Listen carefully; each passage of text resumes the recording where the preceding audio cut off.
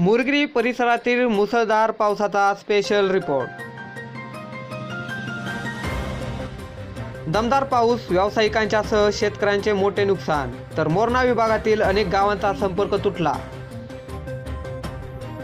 तसेच मोरणा विभागातील नेरळे येथे रस्त्यावर पाणी आल्याने पाणी घरात व दुकानात शिरून राम माने यांचे आर्थिक नुकसान झाले आहे।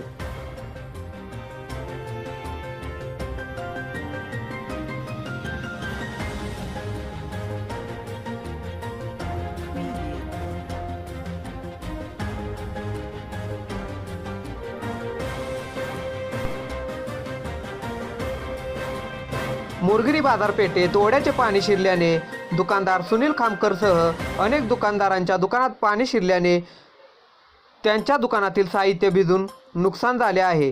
तरी प्रशासनाने याकडे वेळीच लक्ष देऊन संबंधित दुकानदारांचे पंचनामे करून दुकानदारांना वेळीच भरपाई द्यावी अशी मागणी होत आहे।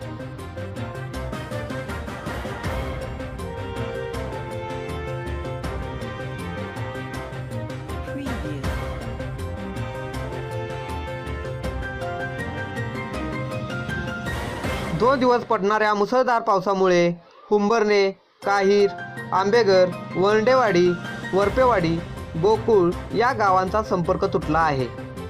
तर गुरुवारी दुपारी परत मोरणा गुरेघर धरणातील पाणी जास्त प्रमाणात सोडल्याने आसपासच्या लोकांनी सतर्क राहण्याचा इशारा पाटबंधारे विभागाने दिला आहे। तर नागरिकांनी गोकुळ पुलावरून प्रवास करू नये असे आवाहन पाटबंधारे विभागाचे उपविभागीय अधिकारी सागर खरात यांनी केले आहे।